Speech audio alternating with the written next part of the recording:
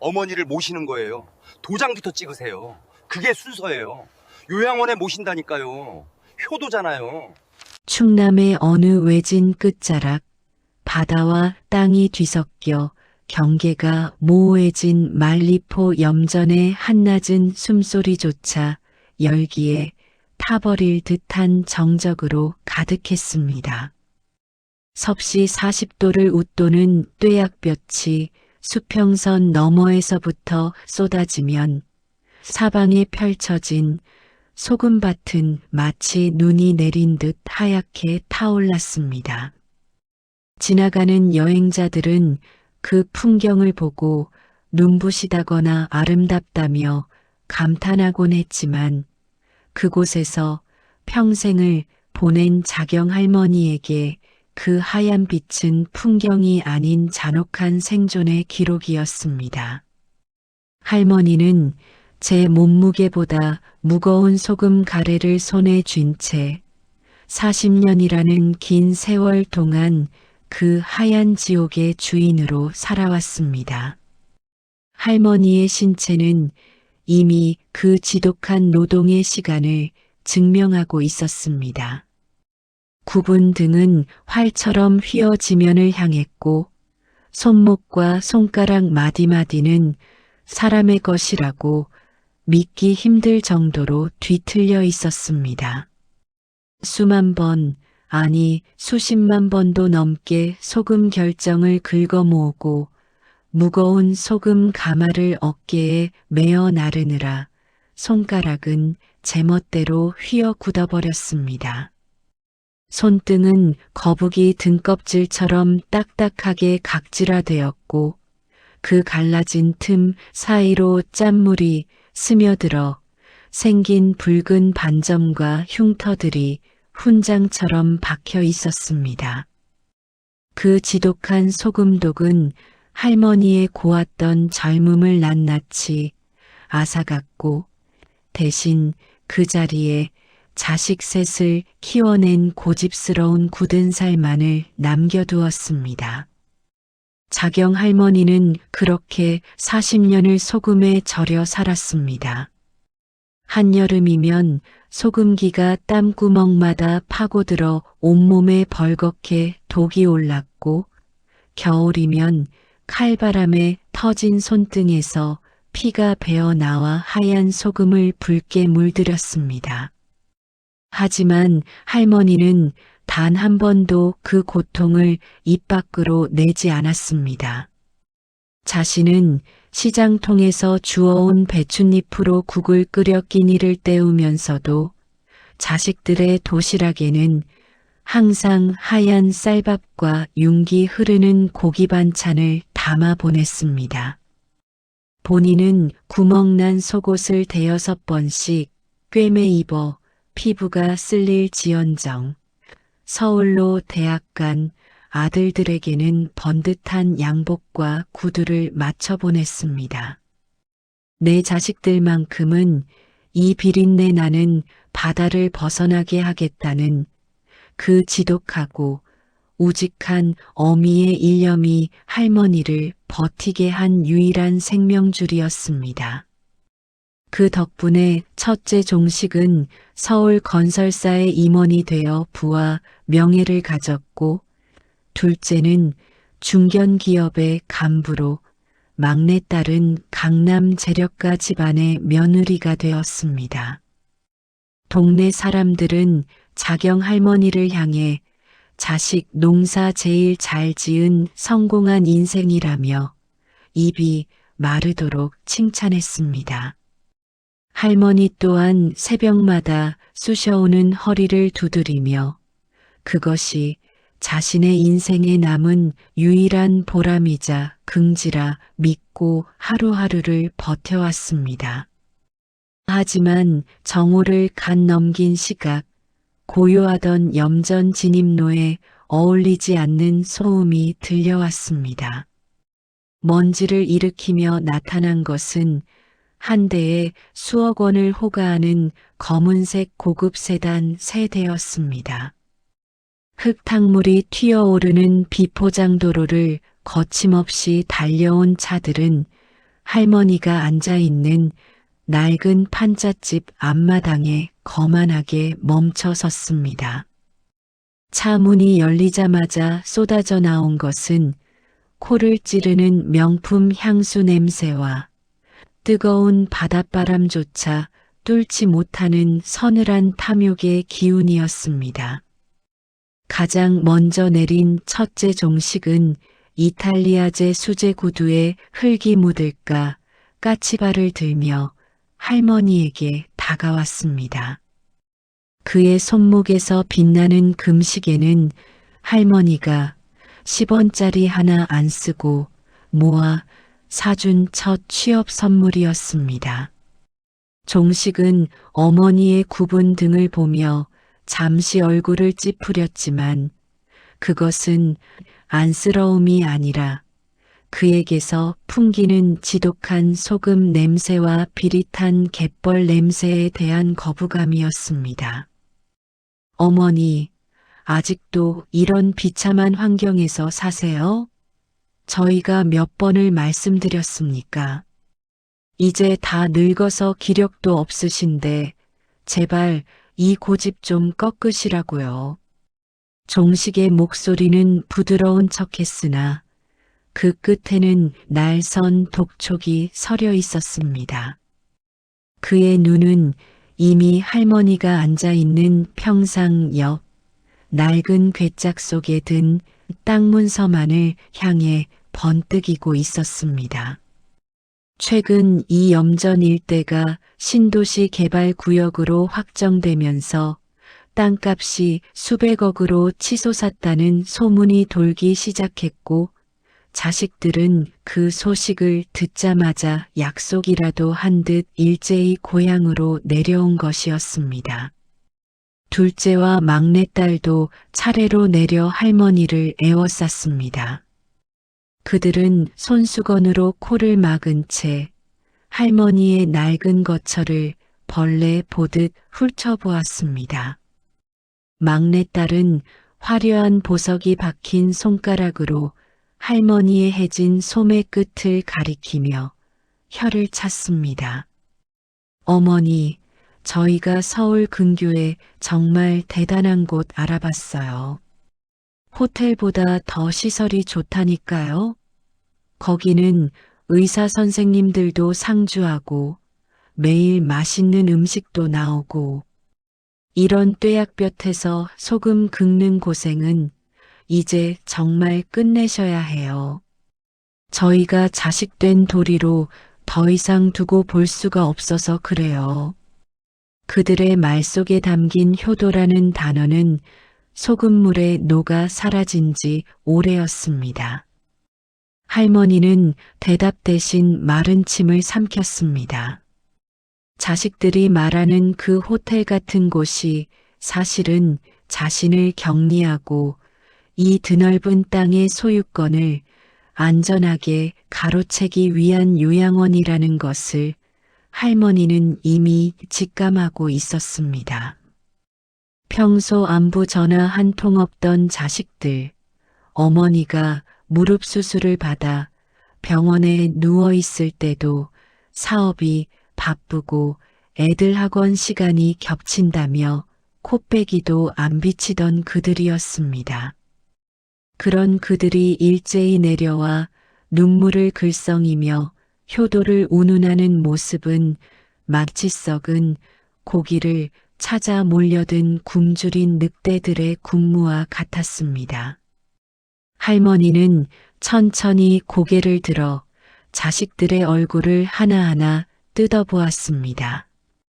저 입으로 내 젖을 빨았고 저 작던 손을 잡고 걸음마를 가르쳤으며 열이 나면 밤새도록 머리맡에서 부채질을 해주었던 내 새끼들이었습니다.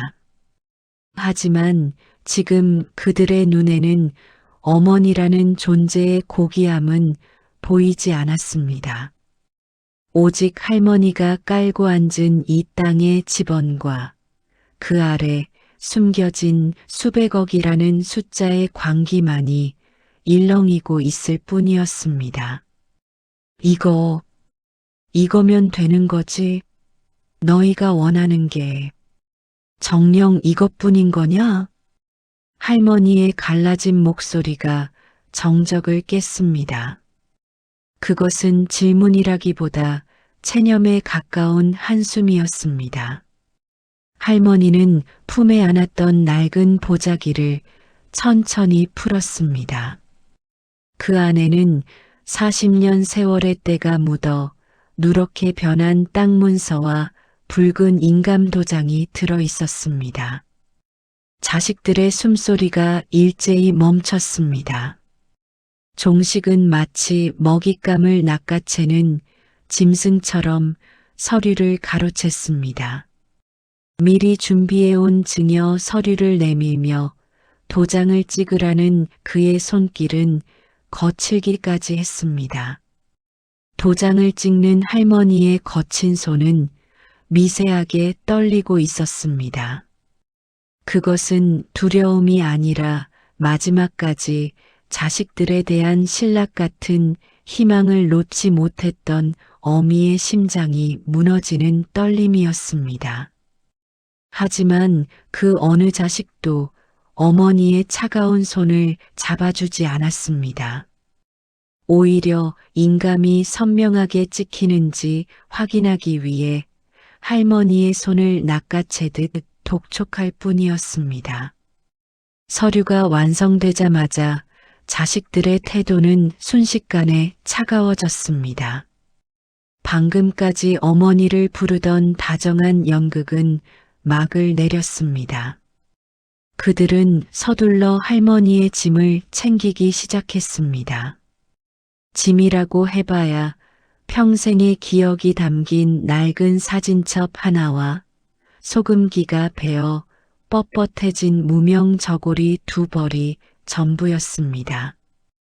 평생을 자식에게 다 퍼준 어미의 마지막은 그렇게 단출하고 쓸쓸했습니다. 자식들은 할머니를 부축하는 척하며 검은 차 뒷좌석에 밀어 넣었습니다. 차 문이 닫히는 육중한 소리는 마치 할머니의 인생이 강제로 단절되는 선언처럼 고요한 염전에 울려 퍼졌습니다. 고급 세단들이 흙탕물을 뿌리며 염전을 빠져나갈 때 자식들은 서로 눈짓을 주고받으며 쾌재를 불렀습니다. 그들의 머릿속은 이미 이 땅을 팔아 챙길 배당금과 화려한 도심의 삶으로 가득 차 있었습니다. 하지만 그들은 보지 못했습니다. 할머니가 차에 오르기 직전 염전 구석에서 멍하니 서 있던 지적 장애인 용파리에게 살며시 건넨 꼬깃꼬깃한 쪽지 한 장의 의미를 말입니다. 용파리는 마을에서 바보라 놀림당했지만 할머니에게는 유일하게 따뜻한 물 한 잔을 건네주던 이웃이었습니다. 그리고 자식들이 그토록 환호하며 챙긴 땅 문서 속에 어떤 치명적인 족쇄가 숨겨져 있는지 그들은 상상조차 하지 못했습니다. 자식들은 믿고 있었습니다. 이제 이 거대한 재산은 자신들의 것이고 저 늙은 노네는 산골 요양원에서 서서히 잊히며 죽어갈 것이라고 말입니다. 하지만 소금물은 맑아 보여도 그 안에 모든 것을 녹여버리는 무서운 힘이 있습니다. 어미를 버린 저 자식들의 탐욕이 어떻게 소금물에 녹아 파멸하는지, 그리고 할머니의 깊은 침묵 속에 얼마나 날카로운 인과응보의 칼날이 숨겨져 있는지는 이제부터 시작될 일이었습니다.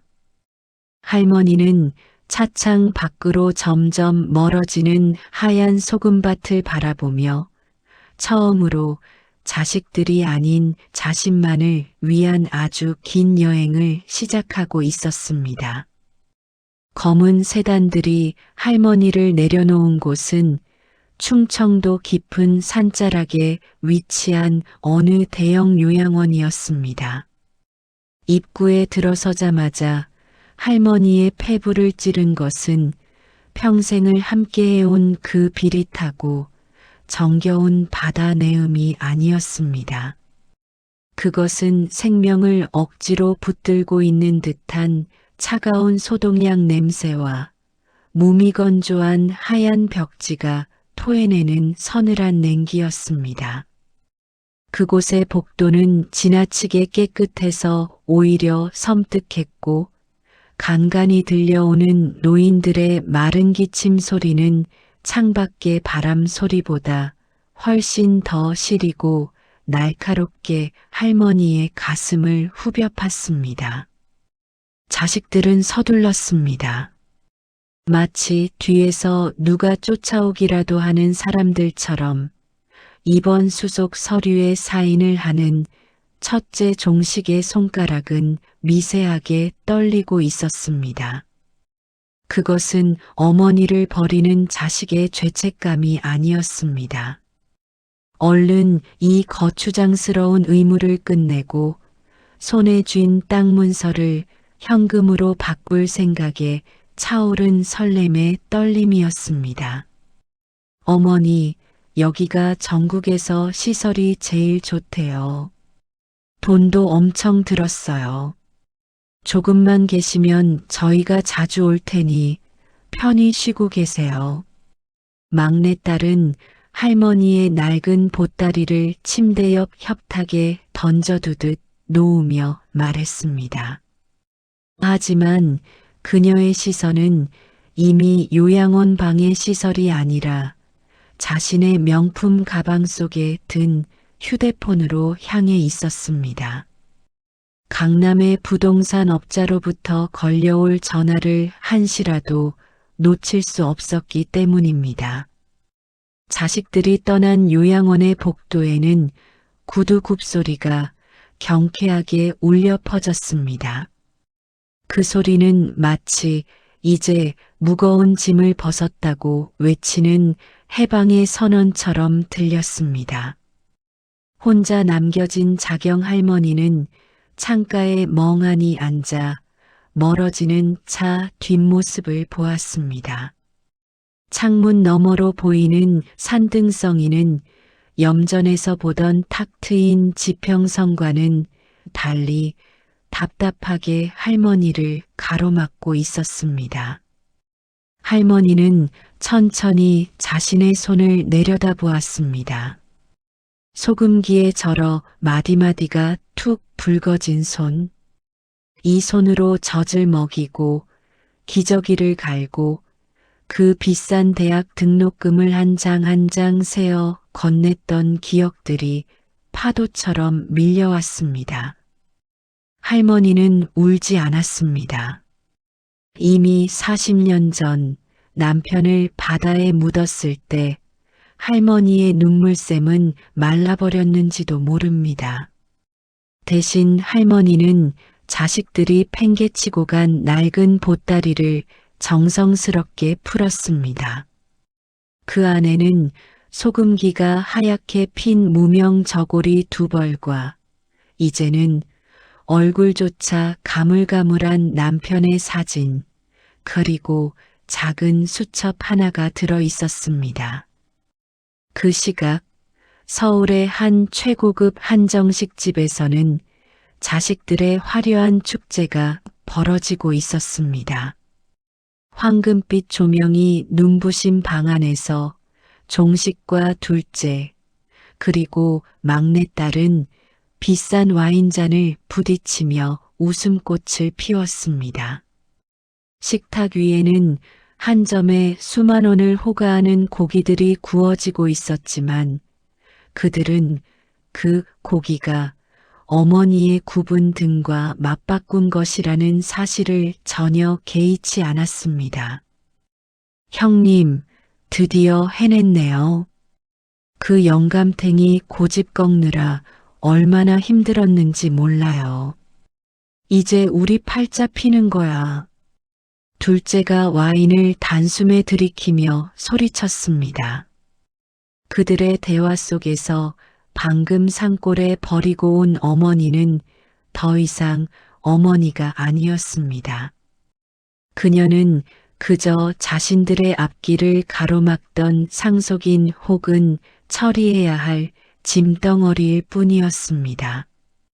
종식은 이미 머릿속으로 자신이 운영하는 건설사의 부채를 탕감하고 강남의 펜트하우스로 이사하는 상상을 하고 있었습니다.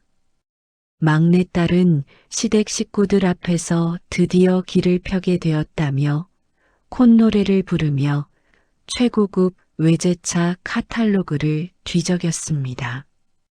그들은 마치 세상의 주인이라도 된 듯 거드름을 피웠습니다. 할머니가 40년 동안 소금물에 발을 담그며 모은 그 땅이 자신들의 방탕한 삶을 구원해줄 황금 동아줄이라 믿어 의심치 않았습니다. 하지만 탐욕은 사람의 눈을 가리는 법입니다. 그들은 자신들이 챙긴 땅 문서가 사실은 얼마나 정교하게 설계된 껍데기인지 알지 못했습니다. 큰아들 종식은 부동산 브로커에게 전화를 걸어 호기롭게 외쳤습니다. 어이, 박 사장. 서류 다 챙겼어. 이제 바로 매각 절차 들어가자고. 시세대로만 받으면 당신 수수료도 두둑이 챙겨줄 테니까. 하지만 전화기 너머 브로커의 목소리는 예상과 달리 미적지근했습니다.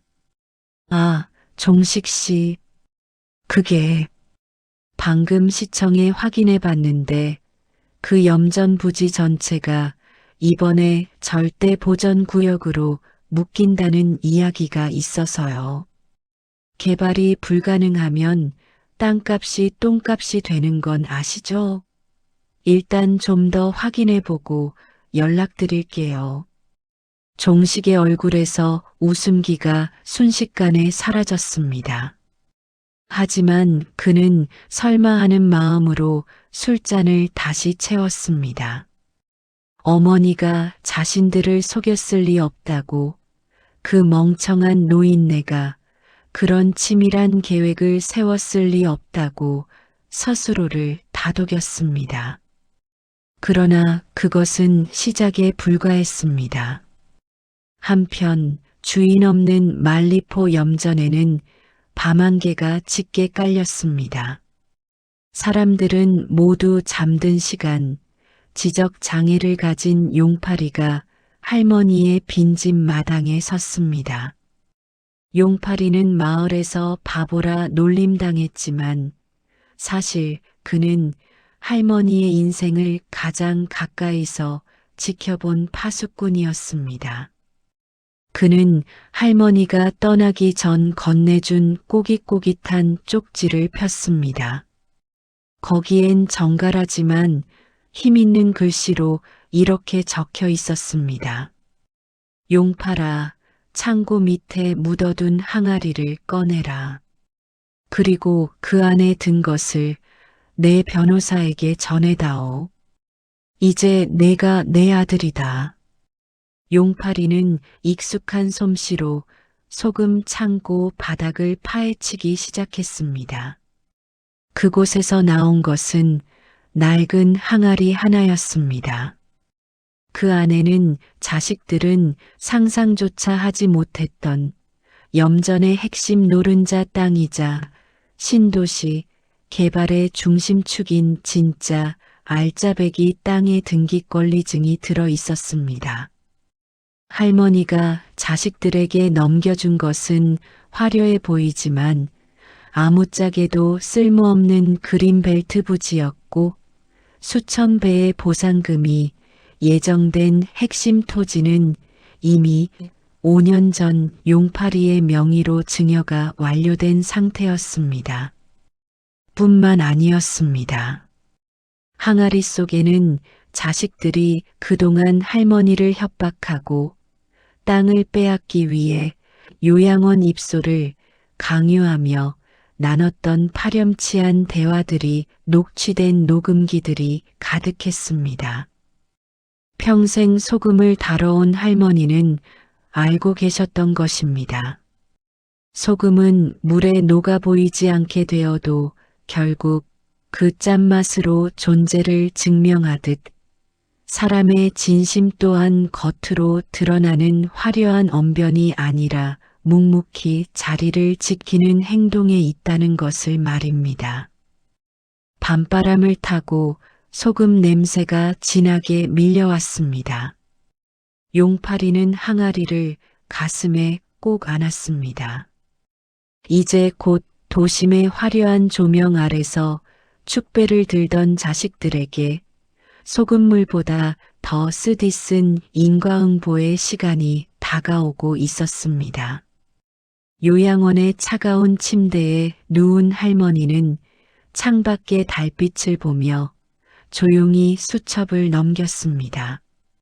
거기엔 자식들이 어린 시절 썼던 감사 편지들이 누렇게 바른 채 끼워져 있었습니다. 할머니는 그 편지들을 하나하나 만져보며 눈을 감았습니다. 그것은 용서가 아니었습니다. 자식들이 뿌린 독이 어떻게 그들의 삶을 파괴하는지 가장 높은 곳에서 가장 낮은 곳으로 추락하게 만들 할머니만의 단호한 결심이었습니다. 염전의 파도 소리가 멀리 산울림이 되어 들려오는 듯 했습니다.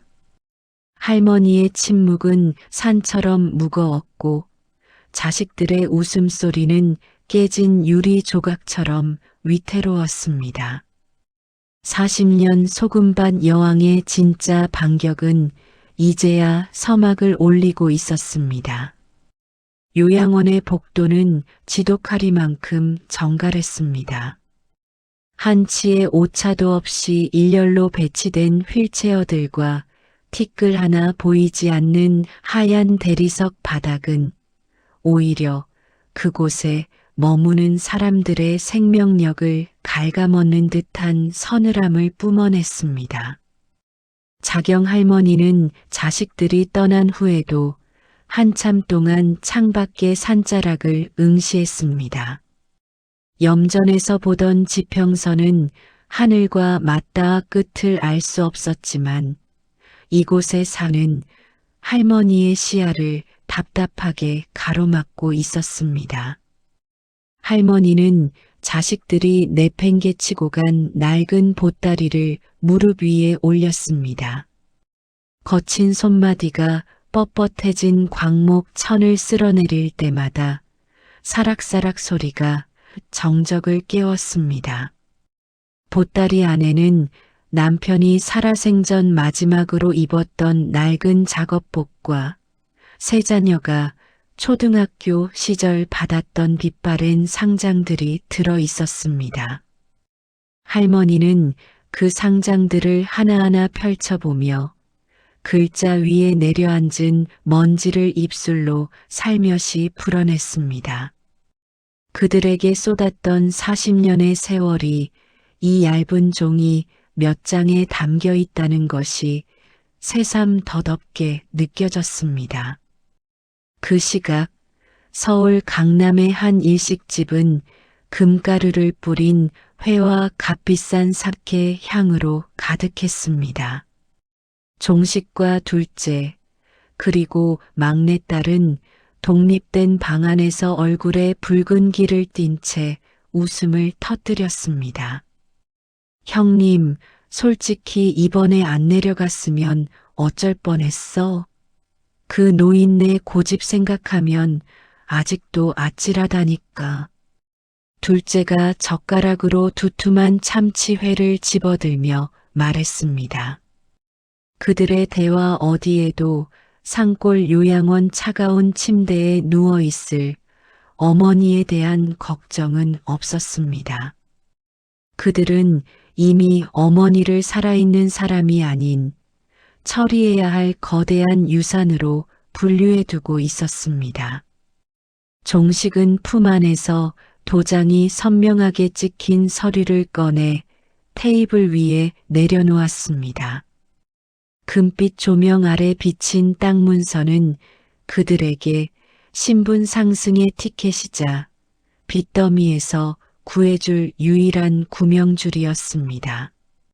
종식은 그 자리에서 바로 부동산 업자에게 전화를 걸었습니다. 자신만만한 그의 목소리가 방안을 울렸습니다. 박 사장, 서류 완벽하게 챙겼어. 이제 그 시행사에 바로 연락해. 평당 700 이하는 쳐다보지도 말라고 전하고. 하지만 수화기 너머의 반응은 종식의 예상과 달랐습니다. 한참 동안 침묵을 지키던 업자가 조심스럽게 입을 뗐습니다. 종식 씨, 방금 그 땅 집원으로 토지 이용 계획원을 떼봤는데 이거 상황이 좀 이상합니다. 그 염전 부지 전체가 이번 달부터 환경보전 절대 구역으로 묶였습니다. 개발 허가는커녕 건축물 하나도 못 올리는 땅이라니까요. 지금 이 땅은 팔고 싶어도 살 사람이 아무도 없습니다. 종식의 손에서 술잔이 바닥으로 떨어졌습니다. 챙그랑 소리와 함께 흩어진 투명한 액체는 그의 눈동자처럼 파르르 떨리고 있었습니다. 옆에 있던 둘째와 막내딸의 웃음소리도 비명처럼 멈췄습니다. 그들이 가로챈 수천 평의 염전은 이제 1년에 수천만 원의 세금만 내야 하는 쓸모없는 벌판에 불과했습니다. 탐욕으로 결속되었던 남매의 동맹은 그 순간부터 분열되기 시작했습니다. 같은 시간 말리포 염전의 밤은 달빛조차 숨어버린 듯 어두웠습니다. 아무도 없는 빈집 마당에 지적 장애인 용파리가 섰습니다.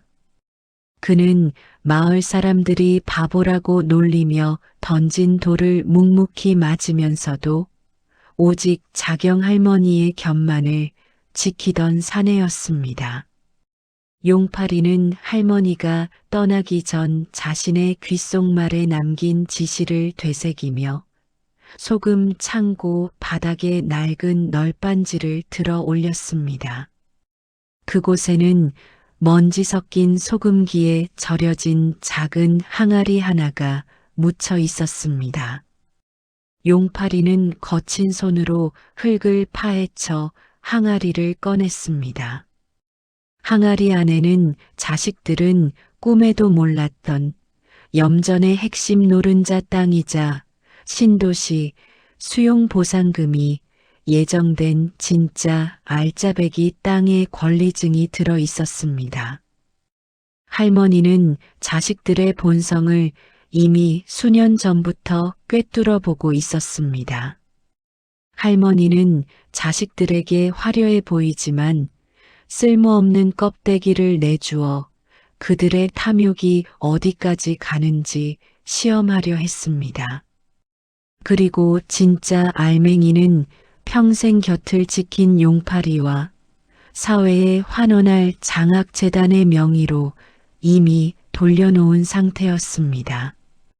항아리 속에는 권리증뿐만 아니라 자식들이 명절마다 내려와 할머니를 협박하고 땅을 팔라고 독촉하던 날들의 대화가 녹음된 낡은 테이프들이 가득했습니다.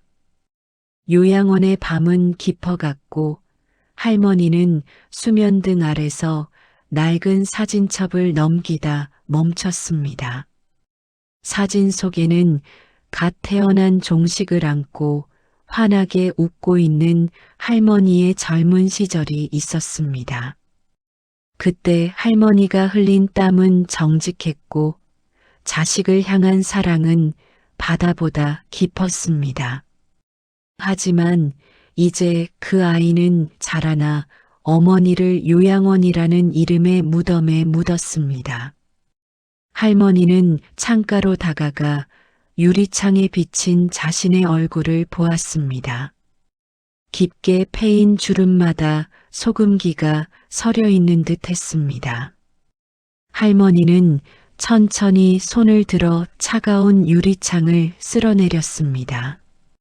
자식들이 승리의 술잔을 비우고 있을 때 할머니는 그들이 마시는 것이 술이 아니라 자신들의 인생을 파멸시킬 독배라는 것을 알고 있었습니다. 도심의 화려한 방에서 자식들은 이제 서로의 멱살을 잡으며 소리를 지르기 시작했습니다. 형님이 잘 알아본다며. 내가 부추겼잖아. 비릿한 욕망의 끝에서 남매는 짐승처럼 엉겨붙어 싸웠습니다. 그들의 비명은 화려한 한정식 집의 복도로 흘러나갔지만 누구 하나 그들을 말리는 이는 없었습니다. 염전의 밤바람은 차갑고도 단단했습니다. 용파리는 할머니의 지시대로 항아리를 가슴에 안고 마을 입구에 서 있는 변호사에게로 향했습니다. 할머니가 40년 동안 소금물에 몸을 적시며 준비한 이 거대한 인과응보의 서사는 이제야 비로소 그 첫 페이지를 넘기고 있었습니다. 요양원 방 안의 할머니는 조용히 눈을 감았습니다. 꿈속에서 들려오는 소리 없는 파도 소리가 할머니의 고단한 숨결을 어루만지고 있었습니다.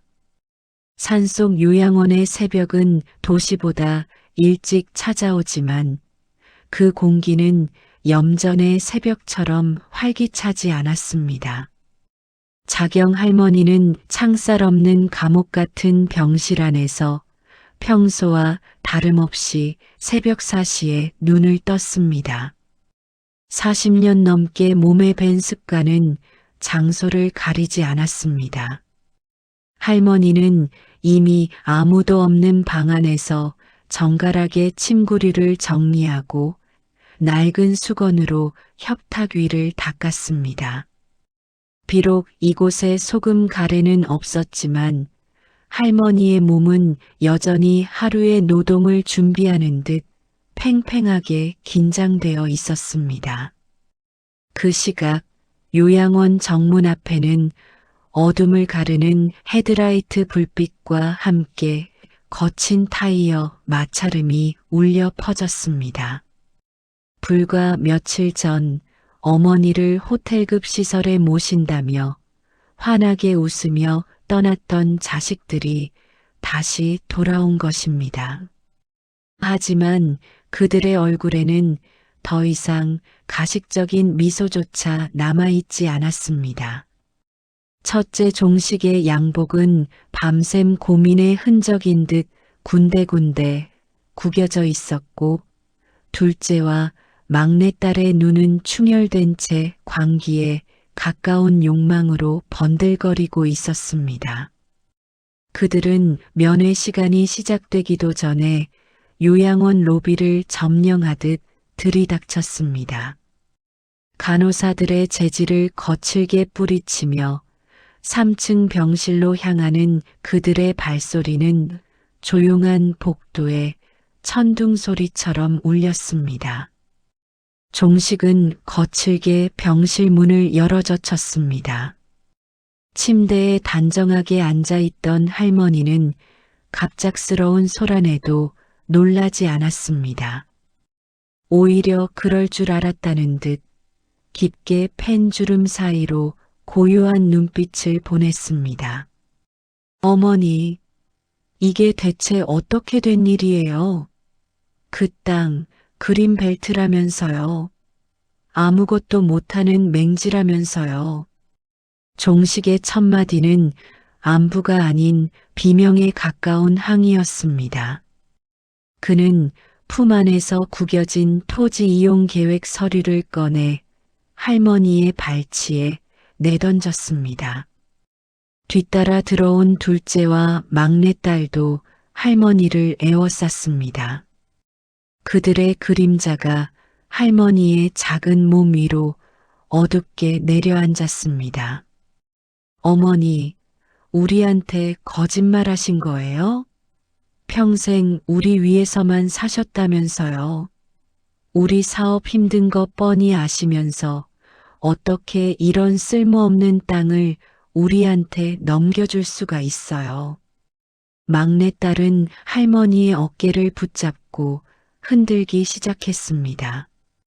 그녀의 손톱에 박힌 화려한 보석들이 할머니의 낡은 저고리 소매에 걸려 실밥이 터져 나왔습니다. 하지만 할머니는 그저 묵묵히 자식들의 얼굴을 하나하나 뜯어보았습니다. 저 입으로 내 젖을 빨았고 저 손으로 내 치맛자락을 잡고 울던 내 새끼들이었습니다.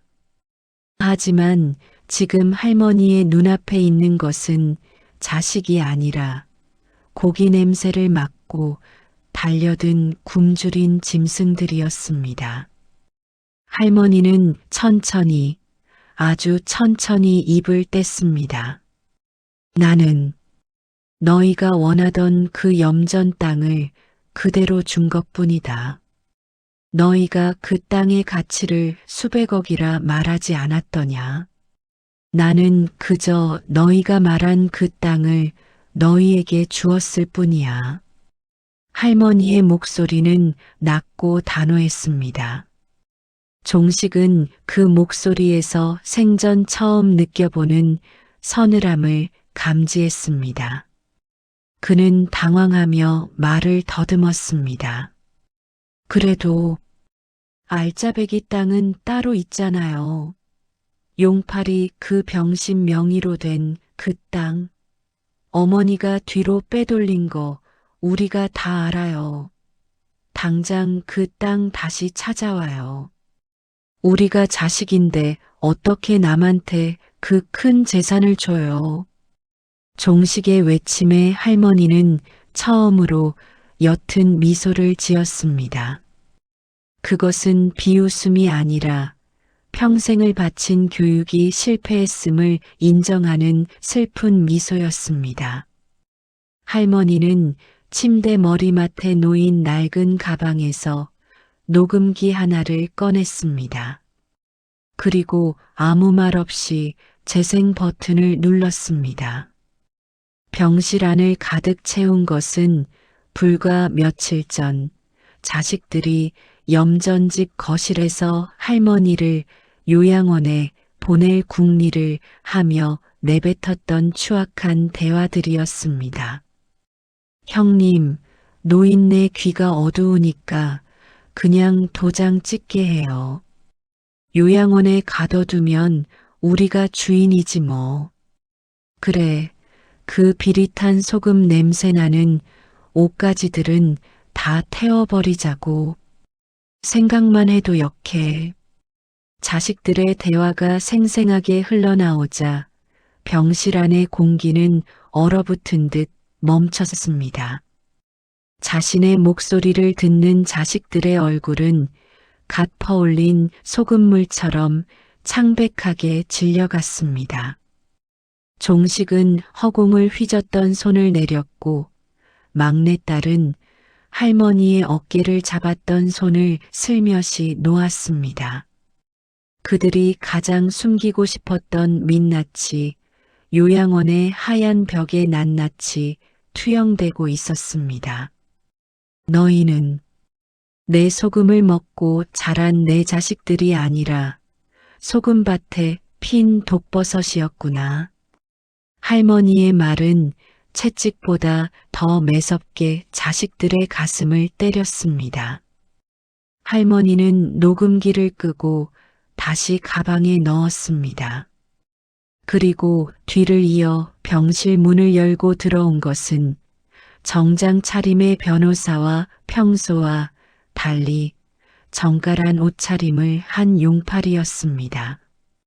용팔이는 할머니의 곁에 든든하게 서서 자식들을 매서운 눈초리로 쏘아보았습니다. 변호사는 서류 가방에서 두꺼운 파일 하나를 꺼내 테이블 위에 올려놓았습니다.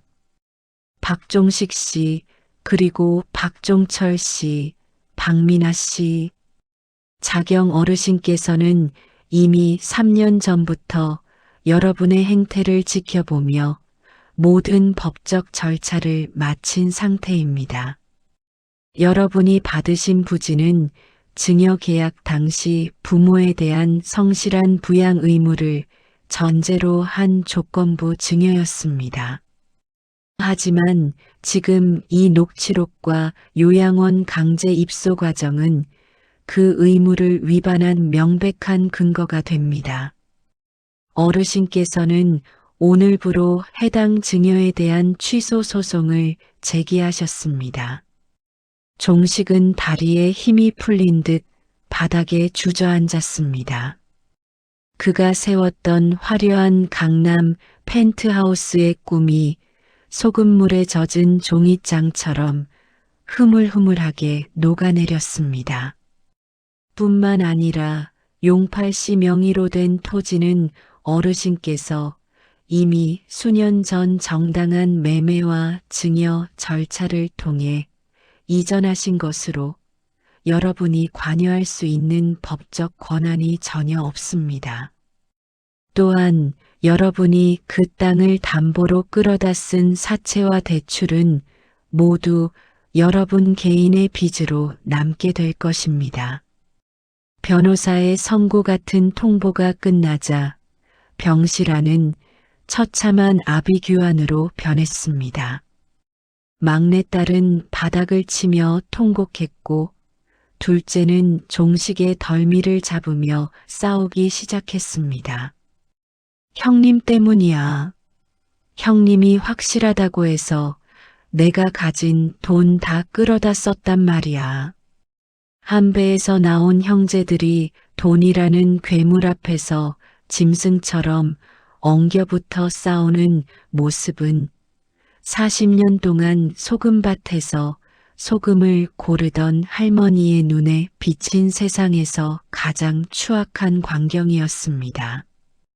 할머니는 그 소란을 뒤로 한 채 천천히 창가로 다가갔습니다.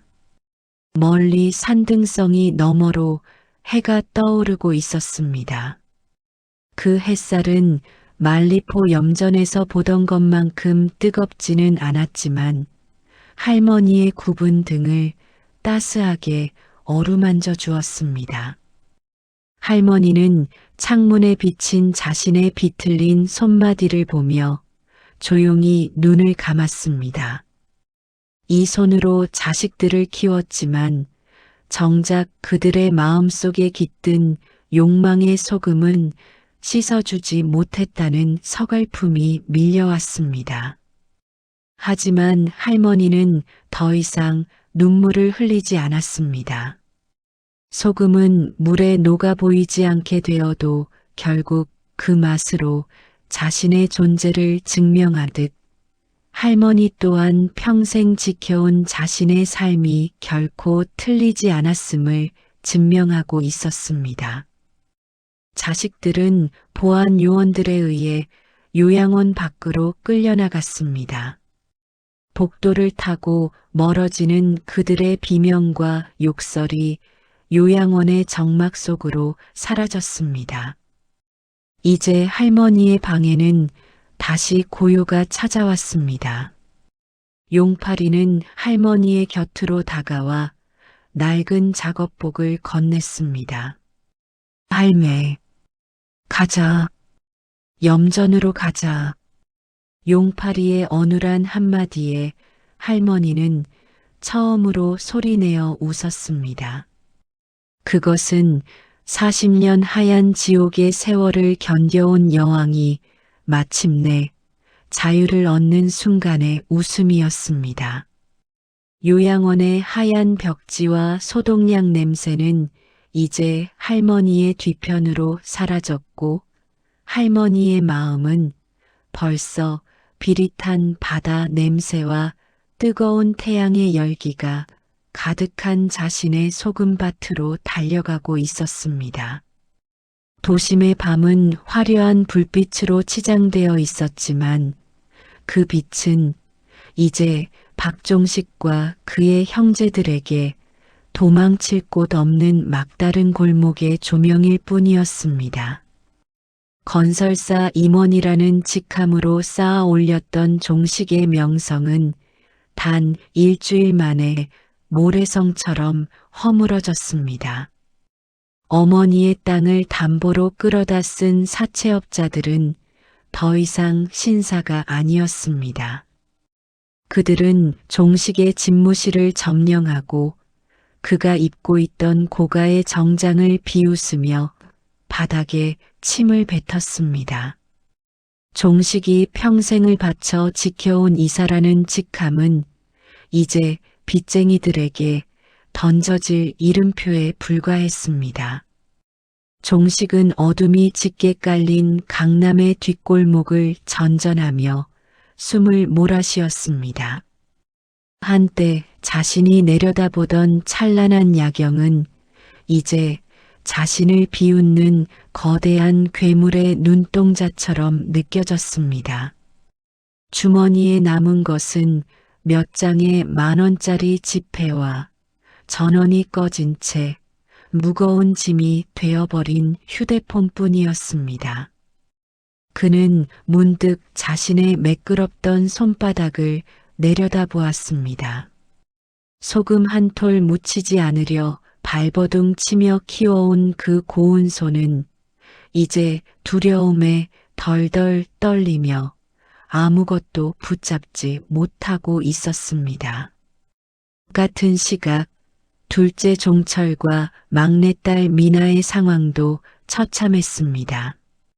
종철은 직장 내에서 불거진 부모 부양유기 논란과 불법 대출 가담 혐의로 직위 해제 통보를 받았습니다.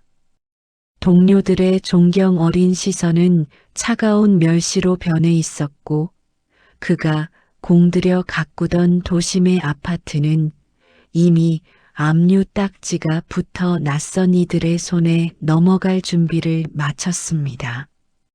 미나는 시댁에서 쫓겨나다시피 짐을 챙겨 나와야 했습니다. 수백억대 염전집 딸이라는 허울이 벗겨진 그녀에게 시댁 식구들은 그동안 베풀었던 모든 호의를 청구서로 되돌려 주었습니다. 갈 곳을 잃은 세 남매는 약속이라도 한 듯 서울 외곽의 낡은 여인숙 방 한 칸에 모였습니다. 불과 보름 전 최고급 한정식 집에서 와인잔을 부딪히던 그들의 모습은 온데간데 없었습니다. 무릎이 나온 추리닝 차림에 헝클어진 머리, 그리고 서로를 향한 증오로 가득 찬 눈빛만이 방 안의 공기를 무겁게 짓누르고 있었습니다. 이게 다 형 때문이야. 어머니가 순순히 땅 줄 줄 알았어? 형이 다 계획했다며. 종철의 원망 섞인 고함에 종식은 대답할 기력조차 없었습니다. 그는 멍하니 천장의 얼룩을 바라보며 자경 할머니의 마지막 눈빛을 떠올렸습니다. 요양원 방 안에서 자신들을 바라보던 그 서늘하고도 고요하던 눈동자. 할머니는 이미 이 모든 몰락을 예견하고 있었던 것일까? 종식은 그제야 깨달았습니다. 어머니가 내어준 땅 문서는 선물이 아니라 그들의 탐욕이 스스로를 가두게 만든 거대한 덫이었다는 사실을 말입니다. 그들은 결국 결론을 내렸습니다. 이제 그들에게 남은 마지막 퇴로는 오직 한 곳, 자신들이 악취라며 코를 막고 도망쳤던 그 비릿한 말리포 염전뿐이었습니다. 할머니가 용파리에게 넘겼다는 그 알짜배기 땅, 그 땅만 어떻게든 다시 손에 넣는다면 이 지옥 같은 현실을 역전시킬 수 있을 거라는 마지막 도박 같은 희망을 품은 것입니다. 세 남매는 남은 돈을 털어 낡은 렌터카 한 대를 빌렸습니다. 새벽 공기를 가르며 달리는 차 안에서 누구도 입을 열지 않았습니다. 창밖으로 스치는 풍경이 점차 익숙한 서해안의 풍광으로 변해갈수록 그들의 심장은 두려움과 욕망으로 교차하며 요동쳤습니다. 마침내 말리포 염전의 입구가 보이기 시작했습니다. 며칠 사이 염전은 예전보다 훨씬 더 활기가 넘치고 있었습니다. 요양원을 나온 자경 할머니는 이미 자신의 소금밭으로 돌아와 있었습니다. 할머니는 평소처럼 낡은 작업복을 입고 굽은 허리를 숙인 채 소금판을 고르고 있었습니다. 그 곁에는 용파리가 든든한 파수꾼처럼 서서 소금 가래를 밀고 있었습니다. 렌터카에서 내린 자식들의 꼴은 그야말로 가관이었습니다. 흙먼지가 잔뜩 묻은 옷차림에 초췌해진 얼굴. 그들은 차에서 내리자마자 할머니가 있는 소금판 위로 달려갔습니다. 하지만 소금판 입구에는 예전에 보지 못했던 단단한 울타리가 쳐져 있었습니다. 어머니, 어머니, 저희 왔어요. 잘못했어요, 어머니. 종식의 절규가 염전의 정적을 깼습니다. 소금밭을 일구던 사람들의 시선이 일제히 그들에게 쏠렸습니다. 하지만 할머니는 고개조차 들지 않았습니다. 마치 들리지 않는 소음인 양 할머니는 묵묵히 소금 결정을 긁어 모으는 데만 집중했습니다. 용파리가 천천히 다가와 울타리 앞을 가로막았습니다. 할매가 오지 말래. 너희 소금 냄새 싫어하잖아. 용파리의 어눌하지만 단호한 말에 종식은 울타리를 붙잡고 무너져 내렸습니다. 용파라, 제발. 어머니 좀 뵙게 해줘. 우리 진짜 갈 데가 없어서 그래. 사채업자들이 우리 죽이려고 쫓아온단 말이야. 자식들의 통곡 소리가 염전에 울려 퍼졌습니다. 그 소리는 40년 전 남편을 잃은 할머니가 홀로 자식들을 지키기 위해 삼켰던 눈물보다 훨씬 더 가볍고 천박했습니다. 한참 동안 이어진 그들의 애원에도 할머니는 요지부동이었습니다. 태양은 정수리를 태울 듯이 달아올랐고 염전에 소금기는 자식들의 초라한 행색을 더욱 비참하게 만들었습니다. 해가 뉘엿뉘엿 저물어갈 즈음 할머니는 마침내 소금 가래를 내려놓고 천천히 자식들 앞으로 다가왔습니다. 할머니의 장화에는 하얀 소금꽃이 피어 있었고 얼굴에는 고된 노동의 땀방울이 주르륵 흐르고 있었습니다. 할머니는 울타리 너머에서 무릎을 꿇고 있는 자식들을 물끄러미 내려다보았습니다. 살려달라고 왔느냐? 할머니의 첫마디는 차가운 소금물보다 더 시렸습니다. 어머니, 제발이요. 돈은 필요 없어요. 일단 숨 좀 쉬게 해주세요. 저희 진짜 죽을 것 같아요. 둘째 종철의 애원에 할머니는 옆에 놓여 있던 낡은 나무 삽과 소금 가래 3개를 울타리 밖으로 던졌습니다. 돈은 없다. 내가 너희에게 줄 수 있는 것은 이 소금밭의 자리뿐이다. 저기 끝에 남은 소금판 3개, 저것이 이제 너희의 밥줄이다. 저기서 너희가 직접 땀 흘려 소금을 구워내거라. 한 가마니를 채우면 밥 한 끼를 줄 것이고 두 가마니를 채우면 잠자리를 줄 것이다. 자식들은 멍하니 바닥에 떨어진 낡은 도구들을 바라보았습니다. 평생을 비릿한 냄새라며 경멸하고 어머니의 구분 등을 부끄러워했던 그들이었습니다. 그런 그들에게 할머니는 땅 문서 대신 자신들을 키워냈던 그 지옥 같은 노동의 현장을 내민 것입니다. 싫으면 떠나거라. 너희가 그토록 사랑하던 저 화려한 도시로 돌아가서 너희가 저지른 죄의 무게를 온몸으로 견디며 살거라. 하지만 여기서 살고 싶다면 이 소금밭의 법도를 따라야 한다. 할머니의 선언은 추상 같았습니다. 종식은 떨리는 손으로 바닥에 삽을 잡았습니다. 삼날에 묻은 거친 소금기가 그의 손바닥을 파고들었습니다.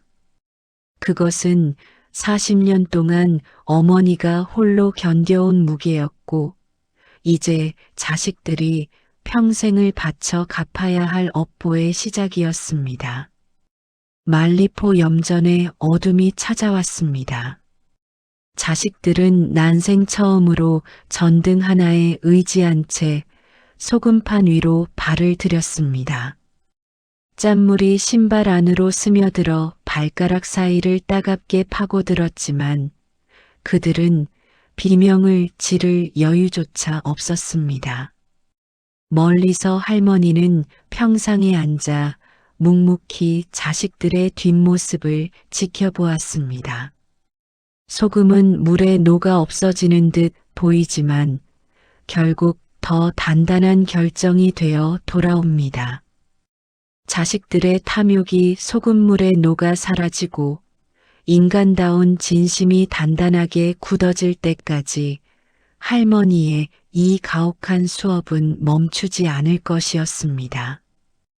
염전의 파도 소리는 이제 자식들의 통곡 소리가 아닌 정직한 삽질 소리를 기다리며 밤 깊도록 일렁이고 있었습니다. 말리포 염전의 새벽은 도시의 소음이 잦아들기도 전인 새벽 4시, 바다의 깊은 한숨과 함께 시작되었습니다. 칠흑 같은 어둠 속에서 들려오는 것은 오직 규칙적인 파도 소리와 얼어붙은 갯벌을 훑고 지나가는 매서운 바람 소리뿐이었습니다. 박종식과 그의 동생들은 평생 단 한 번도 마주해 본 적 없는 이 시간에 강제로 깨어났습니다. 그들이 몸을 뉘었던 곳은 할머니의 집 구석, 눅눅한 곰팡이 냄새가 배어있는 낡은 창고 방이었습니다. 한때 최고급 라텍스 매트리스 위에서 수입 실크 침구를 덮고 자던 그들에게 딱딱한 시멘트 바닥에 얇은 요한장을 깐 잠자리는 그 자체로 고문이었습니다. 하지만 그 고통은 시작에 불과했습니다. 방문을 두드리는 소리도 없이 용파리가 차가운 물 한 바가지가 든 양은 양동이를 들고 나타났습니다. 일어나. 할매가 늦으면 밥 안 준대. 용파리의 목소리는 무심했지만 그 안에는 거역할 수 없는 질서가 담겨 있었습니다. 종식은 쑤셔오는 허리를 부여잡으며 간신히 몸을 일으켰습니다. 옆에 누운 종철과 미나는 이미 영혼이 나간 듯한 표정으로 멍하니 천장을 바라보고 있었습니다. 그들은 평생 어머니가 차려주는 따뜻한 아침 밥상을 당연하게 여겼고 자신들이 늦잠을 잘 때면 어머니가 조용히 방문을 닫아주던 그 배려를 당연한 권리로 착각하며 살아왔습니다. 하지만 이제 그들에게 허용된 배려는 단 1cm도 남아있지 않았습니다. 장화를 신고 소금판 위로 나서는 순간 세 남매는 비명을 삼켜야 했습니다.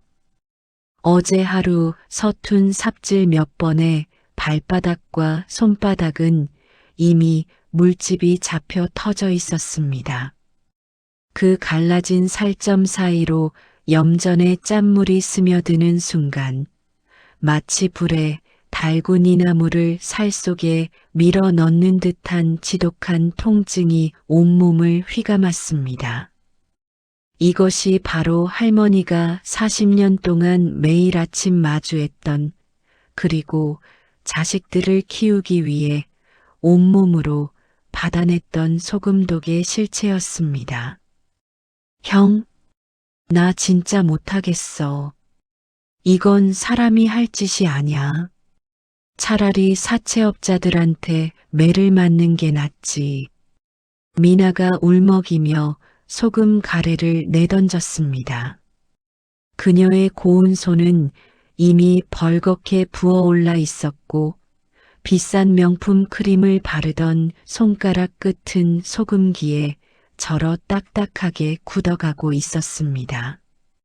하지만 종식은 차마 동생을 달래줄 여유조차 없었습니다. 멀리 평상에 앉아 묵묵히 콩을 고르고 있는 할머니의 시선이 느껴졌기 때문입니다. 할머니는 그들을 쳐다보지도 않았지만 그 고요한 존재감은 자식들의 뒷덜미를 서늘하게 짓눌렀습니다. 그들은 난생 처음으로 노동이라는 단어의 무게를 온몸으로 느끼기 시작했습니다.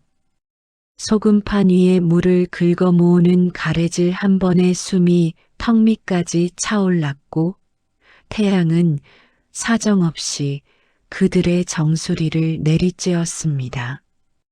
땀이 흘러 눈에 들어가면 눈알이 타들어가는 것 같았고 등을 굽힐 때마다 척추가 끊어지는 듯한 고통이 몰려왔습니다. 그들이 1시간 동안 쩔쩔매며 모은 소금의 양은 용파리가 단 5분 만에 해치우는 양보다 적었습니다. 평소 바보라 무시하며 짐승 취급했던 용파리가 이곳에서는 자신들이 결코 닿을 수 없는 거대한 거인처럼 보였습니다. 용파리는 단 한 번의 헛손질도 없이 리드미컬하게 소금을 긁어 모았습니다. 그의 장화 뒤로 하얀 소금길이 정갈하게 만들어질 때마다 자식들은 자신들이 평생 쌓아온 도시의 능력이라는 것이 얼마나 보잘것없는 껍데기였는지를 뼈저리게 실감했습니다. 점심시간이 되자 할머니는 평상 위에 커다란 양은 냄비 하나를 올려두었습니다. 그 안에는 소금에 절인 무 조각 몇 개와 멀건 된장국, 그리고 보리가 잔뜩 섞인 밥이 전부였습니다. 평소 같으면 쳐다보지도 않았을 거친 음식이었지만 극한의 노동 끝에 마주한 그 밥상은 자식들에게 신기루처럼 느껴졌습니다. 하지만 할머니는 숟가락을 들려는 종식의 손을 거칠게 쳐냈습니다. 너희가 오늘 모은 소금이 겨우 이만큼이냐? 이 소금 팔아서 쌀 한 톨이나 사겠어? 소금쟁이는 소금으로 제값을 증명하는 법이다. 못 채웠으면 먹지 마라. 할머니의 목소리에는 단 1mg의 동정도 섞여 있지 않았습니다. 자식들은 멍하니 굶주린 배를 움켜잡아야 했습니다.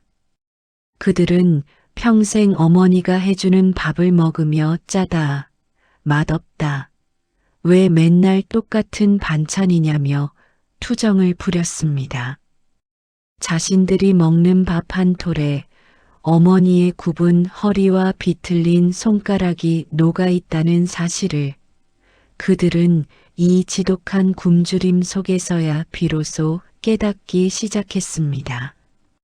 오후가 되자 소금밭의 열기는 더욱 흉포해졌습니다. 소금판에서 반사되는 빛은 눈을 멀게 할 듯 강렬했고 소금 냄새는 코를 찔러 구역질을 유발했습니다. 그 지옥 같은 현장에서 종식은 문득 할머니의 뒷모습을 보았습니다. 할머니는 80의 나이에도 불구하고 자식들보다 더 큰 가래를 들고 소금밭을 누비고 있었습니다. 할머니의 발걸음은 흔들림이 없었고 삽질 한 번에 하얀 소금 산이 우뚝 솟아올랐습니다. 종식은 그 순간 깨달았습니다. 어머니는 단순히 소금을 구운 것이 아니었습니다. 그녀는 자식들의 오만을 깎아내고 탐욕을 녹여내며 그 자리에 정직한 땀의 결정을 채워 넣고 있었던 것입니다. 40년 전 아버지를 잃고 이 염전에 들어왔을 때 어머니는 지금의 자신들보다 더 막막하고 고통스러웠을 것입니다. 등에는 갓난쟁이 막내딸을 업고 양손에는 어린 두 아들을 붙잡은 채 어머니는 이 하얀 지옥을 희망의 일터로 바꾸기 위해 자신의 영혼을 소금물에 녹여냈던 것입니다. 저녁이 되어 그림자가 길게 늘어질 무렵 세 남매는 결국 소금판 위에 주저앉아 통곡하기 시작했습니다. 그것은 살려달라는 애원이 아니라 자신들의 지난날이 얼마나 추악했는지에 대한 뒤늦은 회한의 울음이었습니다. 어머니, 저희가 잘못했어요. 우리가 먹은 게 밥이 아니라 어머니 살점이었네요. 우리가 입은 게 옷이 아니라 어머니 피눈물이었어요. 종식의 절규가 노을 진 염전에 낮게 깔렸습니다.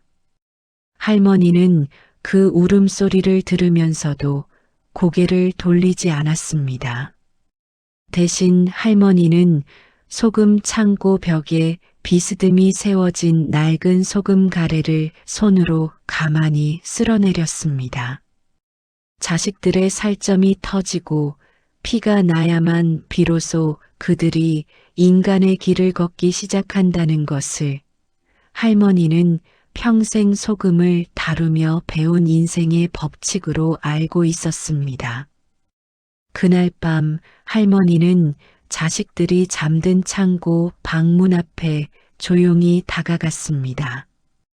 그리고 문틈으로 연고 하나와 깨끗한 붕대를 밀어 넣었습니다. 그것은 용서가 아니었습니다. 내일 다시 소금판으로 나가기 위해 더 깊은 상처를 견디기 위해 어미가 줄 수 있는 최소한의 처방이었습니다. 염전의 밤은 깊어갔고 바닷바람은 여전히 차가웠습니다. 하지만 창고 방 안에서는 예전의 날 선 욕설 대신 서로의 상처를 닦아주는 낮은 흐느낌 소리가 들려오기 시작했습니다. 소금은 물에 녹아 보이지 않게 되어도 그 맛은 영원히 남는 법입니다. 자식들의 마음속에 깃든 지독한 탐욕의 냄새가 이 고통스러운 소금물에 씻겨 내려가기까지 말리포 염전의 새벽은 앞으로도 수없이 반복될 것이었습니다. 할머니는 마루 끝에 앉아 밤바다를 바라보며 수첩을 폈습니다. 거기엔 자식들의 이름 옆에 작게 적힌 문구 하나가 있었습니다. 소금은 썩지 않는다. 사람도 소금을 닮으면 썩지 않는다. 내 새끼들, 이제야 소금 냄새가 조금 나는구나. 할머니의 눈가에 맺힌 눈물 한 방울이 달빛에 반사되어 작은 소금 결정처럼 빛나고 있었습니다. 그것은 평생 자식을 위해 흘린 마지막 눈물이자 이제야 비로소 자식을 사람으로 마주하기 시작한 어미의 고독한 승리였습니다. 말리포의 태양은 어김없이 떠올랐지만 소금밭을 누비는 세 남매의 풍경은 보름 전과는 판이하게 달라져 있었습니다. 한때 백화점 1층의 화려한 조명 아래서 수입 명품을 휘감고 거드름을 피우던 그들의 모습은 이제 흔적조차 찾을 수 없었습니다. 대신 그 자리에는 소금기에 절어 뻣뻣해진 작업복을 입고 흙먼지가 가득한 장화를 신은 3명의 연부가 있을 뿐이었습니다. 첫째 종식의 손바닥은 이제 물집이 터지고 굳은 살이 박여 제법 거친 소금 가래를 쥐는 폼이 나기 시작했습니다. 처음엔 상처를 파고드는 소금물에 비명을 질렀지만 이제는 그 통증을 묵묵히 견디며 가래질을 이어갔습니다. 가래를 밀 때마다 어깨 죽지가 끊어질 듯 아파왔고 숨은 턱끝까지 차올랐지만 종식은 멈추지 않았습니다. 자신이 멈추는 순간 40년 동안 이 고통을 홀로 감내해온 어머니의 세월이 부정당하는 것 같은 묘한 압박감이 그의 목을 죄어왔기 때문입니다. 둘째 종철과 막내 미나도 마찬가지였습니다. 그들은 더 이상 서로를 탓하거나 종식을 원망하지 않았습니다. 거친 노동은 인간의 얄팍한 자존심을 앗아가는 대신 생존을 위한 처절한 겸손을 가르쳤습니다. 미나는 거울을 보는 대신 자신의 부어오른 발목을 살폈고 종철은 시계 대신 하늘의 구름을 보며 비 소식을 걱정했습니다. 그들은 평생 단 한 번도 궁금해하지 않았던 어머니의 하루 속으로 비로소 걸어 들어와 있었습니다.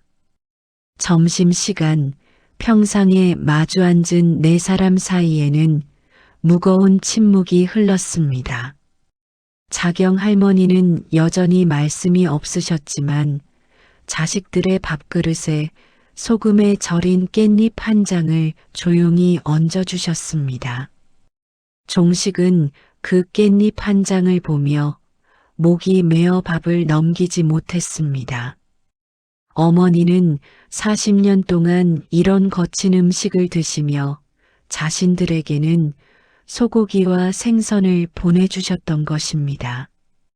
자식들은 자신들이 도심에서 누렸던 화려한 성찬이 사실은 어머니의 뼈와 살을 깎아 만든 제삿밥이나 다름없었음을 깨닫고 있었습니다. 그날 오후 할머니는 평소보다 일찍 소금 가래를 내려놓으셨습니다. 할머니의 안색은 갓 퍼올린 소금물처럼 창백했고 가래를 짚은 손은 미세하게 떨리고 있었습니다. 할머니는 자식들을 불러 모아 소금 창고 그늘 아래 앉히셨습니다. 그리고 그동안 누구에게도 심지어 자식들에게도 단 한 번도 꺼내지 않았던 40년 전의 진실을 입에 담으셨습니다. 너희는 용팔이가 그저 바보인 줄로만 알았지? 내 피 한 방울 안 섞인 저 아이를 왜 내가 끼고 사는지 너희는 단 한 번도 궁금해하지 않더구나. 할머니의 시선은 저 멀리서 묵묵히 소금 가마를 나르고 있는 용팔이에게 향했습니다. 자식들은 의아한 표정으로 서로를 바라보았습니다. 할머니의 목소리는 파도 소리에 섞여 낮게 깔렸습니다. 40년 전 자식들의 아버지가 바다에서 돌아오지 못했던 그 풍랑의 밤이었습니다. 사실 그 배에는 용파리의 아버지도 함께 타고 있었습니다. 배가 뒤집히기 직전 용파리의 아버지는 단 하나뿐인 구명조끼를 자식들의 아버지에게 넘겨주었습니다. 박 선장, 자네는 집에 어린 새끼들이 셋이나 있잖나. 나는 이놈 하나뿐이니 어떻게든 버텨보겠네. 그것이 용파리 아버지의 마지막 유언이었습니다. 하지만 바다는 무심했습니다. 두 사람 모두 돌아오지 못했고 어린 용파리는 아버지를 잃은 충격으로 그날 이후 마음의 문을 닫고 세상이 말하는 바보가 되어버렸던 것입니다. 나는 그날 이후로 다짐했다. 저 아이는 내 남편이 빚진 목숨의 대가라고. 너희를 키운 이 염전의 절반은 용파리 아버지의 목숨값으로 일궈진 것이란다. 그런데 너희는 어땠느냐? 용파리를 짐승처럼 부리고 내가 그 아이에게 밥 한 술 더 주는 걸 아까워하며 내쫓으려 하지 않았더냐. 할머니의 고백은 자식들의 가슴에 대못처럼 박혔습니다. 종식은 고개를 들 수 없었습니다. 자신들이 바보라 멸시하며 발길질했던 용파리가 사실은 자신의 아버지를 살리려 했던 은인의 아들이었으며 자신들이 누린 모든 풍요의 근원이었음을 알게 된 순간 그들은 자신들의 존재 자체가 얼마나 부끄러운 것인지 절감했습니다. 용파리는 그 사실을 다 알고 있으면서도 단 한 번도 자식들에게 원망의 빛을 보이지 않았습니다. 오히려 할머니가 요양원에 갇혔을 때, 자식들이 염전을 팔아치우려 할 때, 묵묵히 할머니의 곁을 지키며 우 소금밭을 파수꾼처럼 지켜온 것이었습니다. 자식들은 이제야 이해할 수 있었습니다. 왜 할머니가 알짜배기 땅을 자식들이 아닌 용파리의 명의로 돌려두었는지, 그것은 재산의 증여가 아니라 40년 전부터 이어져 온 거룩한 부채의 상환이었음을 말입니다. 그날 밤 할머니의 병세는 급격히 악화되었습니다. 평생을 소금독과 뙤약볕 아래서 혹사당한 할머니의 폐와 심장은 이미 한계에 다다라 있었습니다. 할머니는 거친 숨을 내쉬며 자식들의 손을 한 명씩 잡으셨습니다. 할머니의 손은 얼음장처럼 차가웠지만 그 손에 박힌 굳은 살은 여전히 단단했습니다. 어머니, 병원에 가요. 제발요. 이제 우리가 돈 벌어서 어머니 호강시켜 드릴게요. 막내 미나가 할머니의 손을 붙잡고 오열했습니다. 하지만 할머니는 힘없이 고개를 저으셨습니다. 병원에는 안 간다.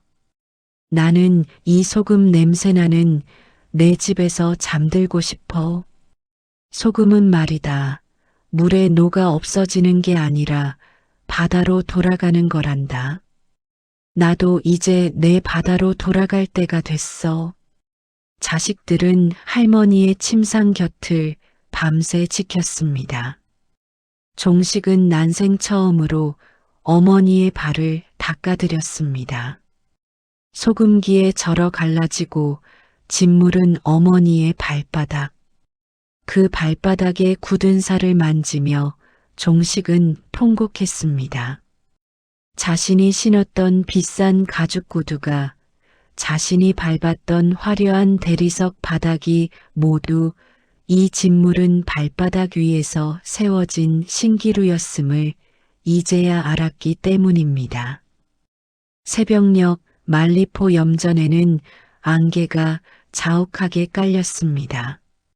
할머니는 자식들에게 마지막 유언을 남기듯 수첩 하나를 건네주셨습니다. 거기엔 자식들이 어린 시절 썼던 비뚤비뚤한 편지들과 할머니가 매일매일 적어온 소금 생산 일지가 빼곡했습니다. 그리고 마지막 장에는 이렇게 적혀 있었습니다. 내 새끼들아, 소금은 썩지 않는다. 너희의 마음도 이 소금밭에서 썩지 않게 닦였기를 바란다. 이제 나는 소금꽃이 되어 너희 곁에 머물 테니 부디 사람으로 살아가거라. 할머니의 숨소리가 점점 잦아들었습니다.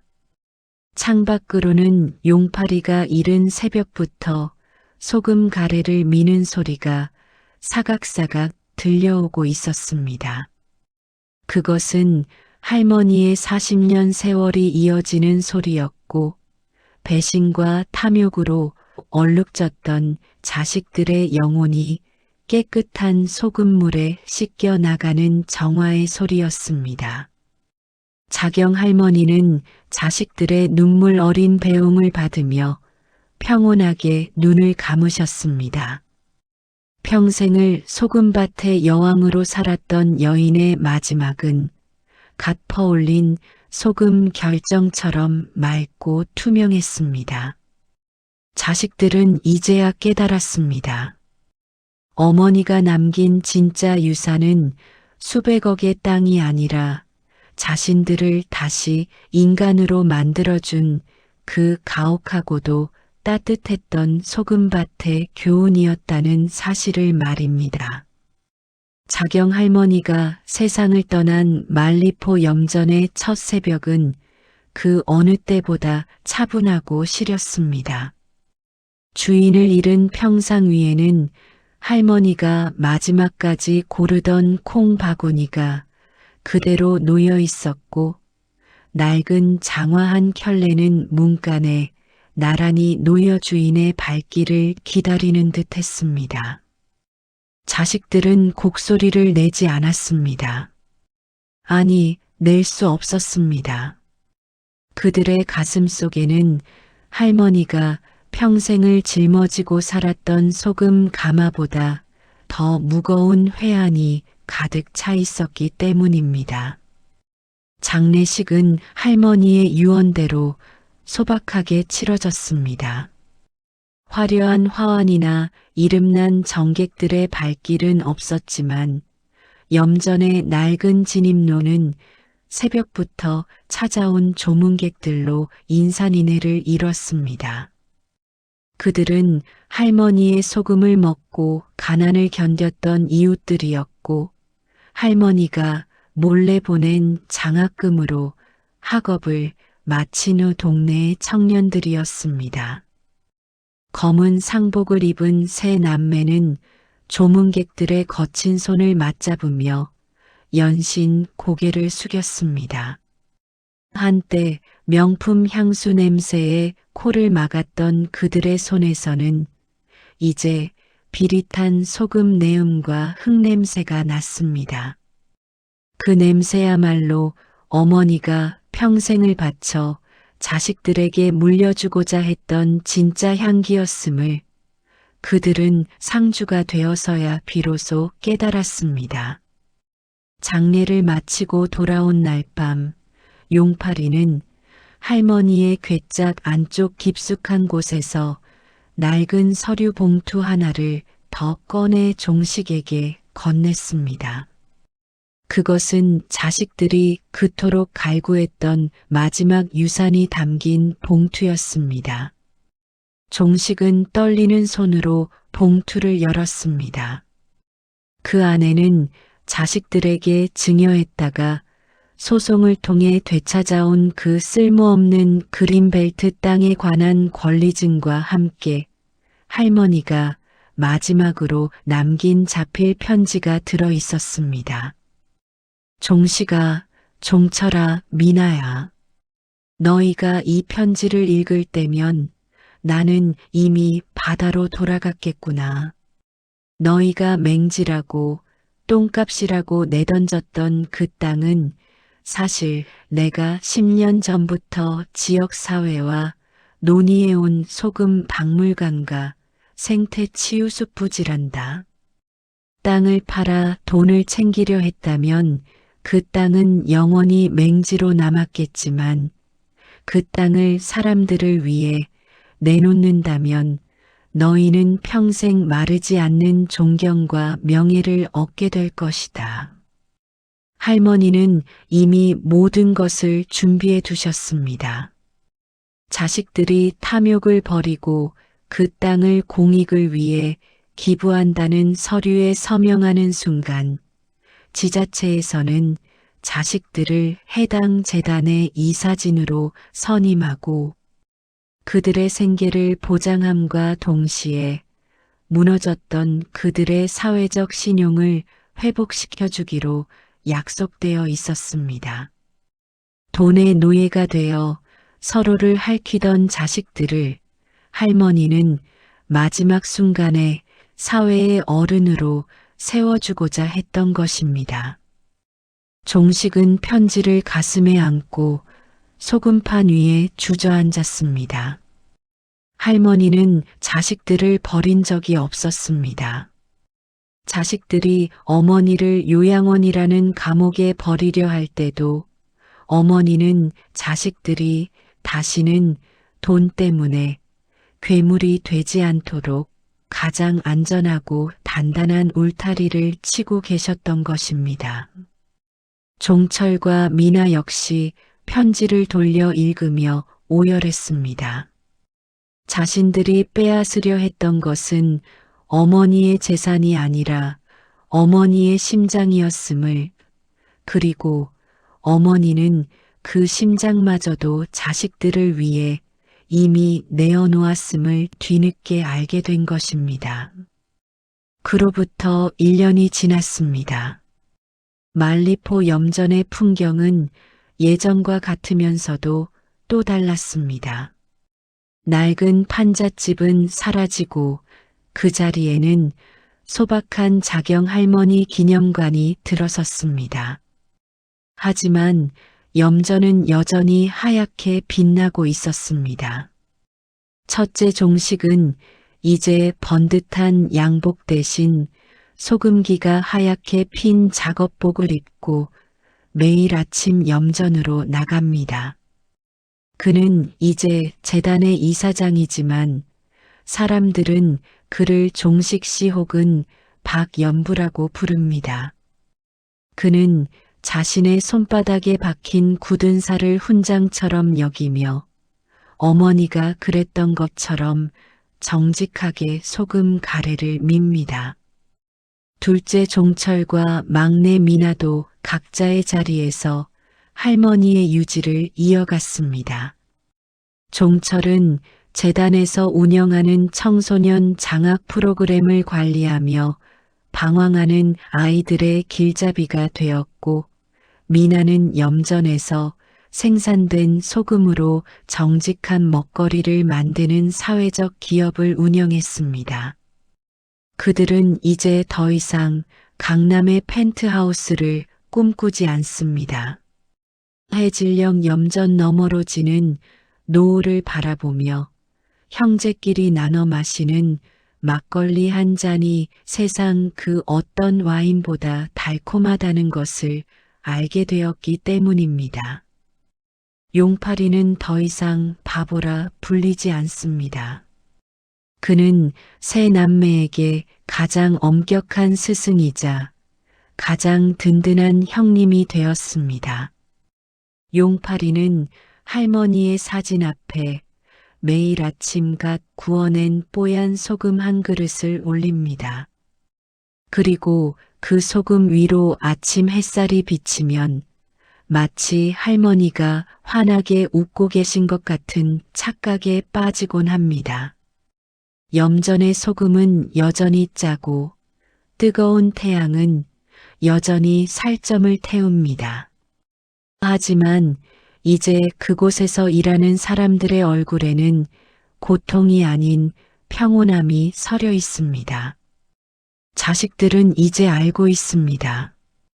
소금은 물에 녹아 보이지 않게 되어도 세상을 썩지 않게 만들 듯 어머니의 사랑 또한 육신은 사라졌어도 자신들의 핏줄 속에 그리고 이 드넓은 소금밭의 공기 속에 영원히 살아 숨쉬고 있다는 것을 말입니다.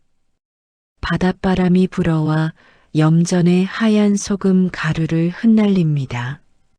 그 모습이 마치 하늘에서 내리는 하얀 꽃비 같습니다. 사람들은 그것을 소금꽃이라 부릅니다. 40년 전 피눈물로 심었던 그 씨앗이 이제야 비로소 자식들의 마음속에서 가장 아름다운 꽃으로 피어난 것입니다. 말리포의 태양은 오늘도 어김없이 떠오릅니다. 그 뜨거운 빛 아래서 세 남매는 나란히 서서 소금 가래를 밉니다. 사각사각 소금 긁는 소리가 일정한 박자에 맞춰 들려옵니다. 그것은 어머니가 들려주던 자가용 소리보다 포근한 자장가였고 무너졌던 한 가정이 다시 세워지는 희망의 고동 소리였습니다. 하늘은 높고 바다는 깊습니다. 그리고 그 사이를 채운 하얀 염전 위로 자경 할머니가 남긴 영원한 계절이 흐르고 있습니다. 썩지 않는 마음을 가진 사람들이 일구는 그곳에는 이제 더 이상 슬픈 눈물은 흐르지 않습니다. 오직 정직한 땀방울과 그 땀방울이 맺혀 만들어진 눈부신 소금꽃만이 세상을 향해 묵묵히 빛을 발하고 있을 뿐입니다. 보고 어머니라는 세 글자만 들어도 가슴 한구석이 아릿해집니다. 여러분의 기억 속에 남은 어머니의 모습은 어떤가요? 보고 싶은 어머니께 전하고 싶은 한마디를 댓글로 남겨주세요. 구독과 좋아요도 부탁드려요. 오늘도 평안한 하루 보내세요.